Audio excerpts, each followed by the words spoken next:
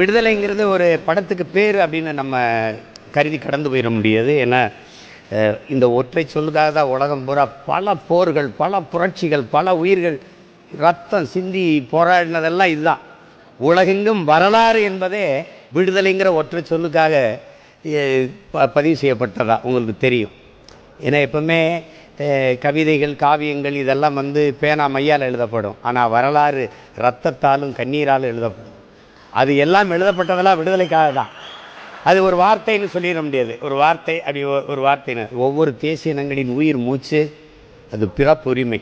சுதந்திரம் எமது பிறப்புரிமைங்கிறார் பாலகங்காதர திலகர். இந்த நாட்டின் விடுதலைக்கு முழக்கமிட்டவர். சுதந்திரமற்ற நாட்டிற்கு எந்த பெருமையும் இல்லைங்கிறான் அது ரூசோ.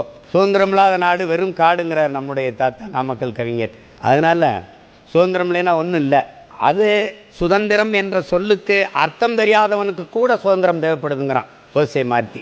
அதனால் பறவைக்கு இறக்கை போல, வண்டிக்கு அச்சாணி போல, மனித உடலுக்கு முதுகெலும்பு போல விடுதலை அவ்வளோ முக்கியம், சுதந்திரம் அவ்வளோ முக்கியம்.